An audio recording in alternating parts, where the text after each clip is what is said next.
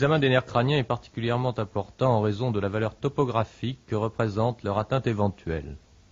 On sait qu'il existe 12 paires crâniennes dont les noyaux s'étagent dans le tronc cérébral depuis la région pédonculaire jusqu'au bulbe, et nous les envisagerons successivement.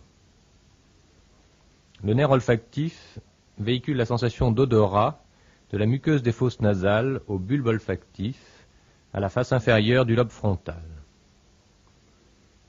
Le nerf optique transmet les informations visuelles jusqu'au cortex occipital par l'intermédiaire du chiasma et de la bandelette optique et après relais dans les corps genouillés externes. Il existe 3 nerfs oculomoteurs, le nerf moteur oculaire commun, 3e nerf d'origine pédonculaire, le nerf trochléaire, 4e nerf crânien, également pédonculaire, et le moteur oculaire externe, 6e nerf crânien, d'origine protubérantielle. Le 5e nerf crânien ou trijumeau possède un noyau sensitif descendant très étendu et un noyau moteur de niveau protubérantiel. Le 7e nerf crânien ou facial, d'origine protubérantielle, est un nerf presque exclusivement moteur. Le 8e nerf crânien possède 2 composantes, l'une cochléaire pour l'audition, l'autre vestibulaire pour l'équilibration, dont les noyaux sont de distribution protubérantielle. Enfin, les nerfs mixtes, 9e, 10e et 11e paires, et le nerf grand hypoglosse, 12e nerf crânien, sont de niveau bulbaire. L'étude du premier nerf crânien concerne l'odorat et se fait par l'interrogatoire et la recherche, cliniquement, d'une anosmie ou hyposmie, en faisant reconnaître des substances odorantes connues, l'examen se faisant narine par narine. L'examen du nerf optique peut être commencé par le fond d'œil sans dilatation préalable, essentiellement à la recherche d'une atrophie optique ou d'un œdème papillaire. On voit ici l'aspect normal d'un fond d'œil, avec la distribution radiaire des artères rouges brillants et des veines plus foncées, qui convergent sur la papille, projection du nerf optique, dont on reconnaît ici la coloration jaune foncé et les bords parfaitement nets, en particulier le bord temporal. Vient ensuite l'étude de l'acuité visuelle de chaque œil séparément sur un tableau standardisé, puis l'examen des voies optiques proprement dites, dont on rappelle ici l'organisation générale. Chaque champ visuel pour chaque œil peut être divisé en 2 segments qui se projettent sur le côté opposé de la rétine.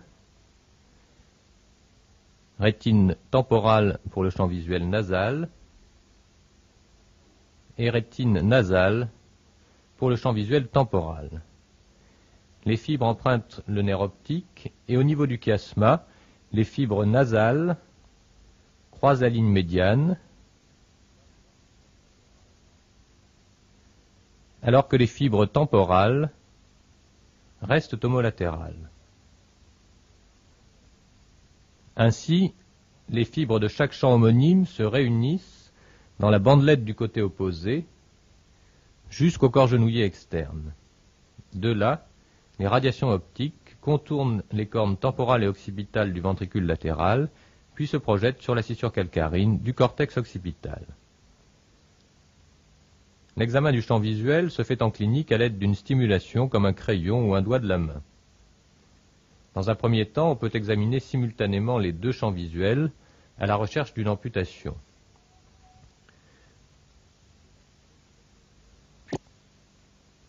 Il est habituel d'explorer chaque champ visuel de chaque œil séparément en faisant masquer l'autre à l'aide de la main et dans chaque champ visuel d'explorer les 4 principaux cadrans, temporal supérieur, temporal inférieur, nasal inférieur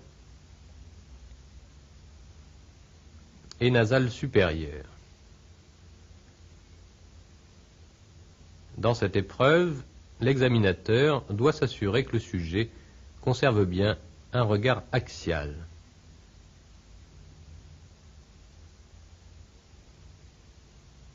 On voit ici la même manœuvre avec l'œil droit. L'étude de l'oculomotricité suppose une bonne connaissance des connexions existant entre les différents nerfs oculomoteurs. La commande prend naissance dans les aires oculomotrices frontales et se projette sur la réticulée pontique du côté opposé, où elle s'articule sur le noyau du 6, qui commande le nerf moteur oculaire externe et le muscle droit externe qui est abducteur de l'œil. Dans le même temps, un faisceau d'association ou bandelette longitudinale postérieure réunit le noyau du 6 au noyau du 3 du côté opposé,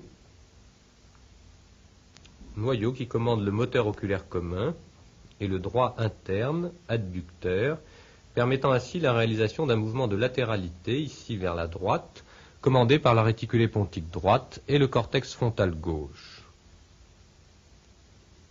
Deux muscles agonistes, droit externe et droit interne. La convergence correspond à l'activation simultanée des deux noyaux du 3.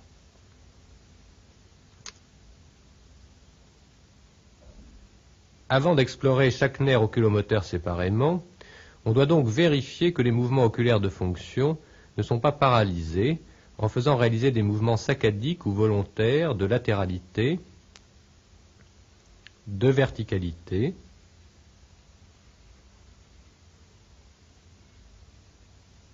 puis des mouvements de poursuite suffisamment lents à l'aide d'une cible,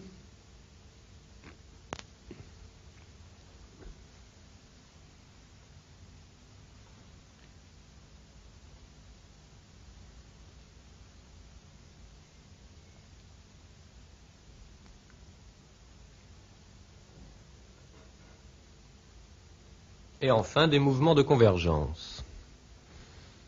On peut alors entreprendre l'analyse de chaque nerf oculomoteur, tout d'abord le nerf moteur oculaire commun, qui prend naissance dans la partie moyenne du pédoncule cérébral, en émerge à la partie ventrale, pour gagner la paroi externe du sinus caverneux, puis la fente sphénoïdale.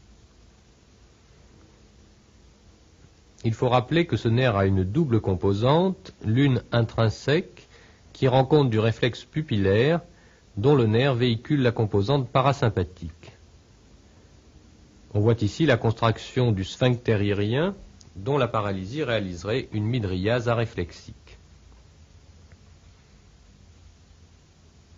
L'autre composante extrinsèque est destinée à trois muscles, le droit supérieur, qui est élévateur du globe oculaire,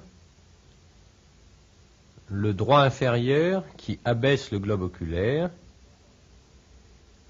et le droit interne, qui porte le globe oculaire en dedans, ainsi que deux autres muscles non représentés ici, qui sont le petit oblique élévateur et abducteur, et le releveur de la paupière supérieure, dont l'atteinte réalise le ptosis. Le nerf trochléaire ou pathétique a pour caractéristique d'avoir son émergence à la partie dorsale du pédoncule cérébral, après quoi il se dirige en avant vers la paroi externe du sinus caverneux, et se termine, après la fente sphénoïdale, en innervant le grand oblique. La fonction du grand oblique est complexe, elle porte le globe en bas et en dehors et lui imprime un mouvement de rotation. L'action d'abaissement est plus importante en adduction. Enfin, le nerf moteur oculaire externe prend son origine dans la protubérance, la quitte à sa face antérieure pour suivre un trajet particulièrement long pour pénétrer dans le sinus caverneux, puis la fente sphénoïdale, et se terminer sur un seul muscle, le droit externe. Celui-ci réalise l'abduction de l'œil.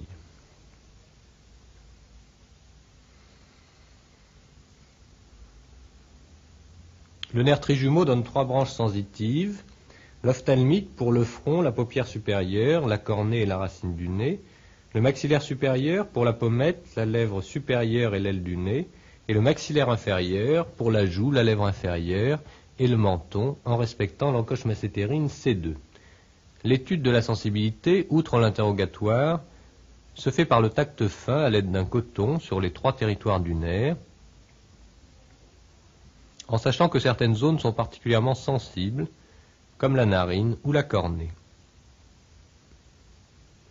On rappelle que le réflexe cornéen a une double composante, sensitive par le trijumeau et motrice par le facial,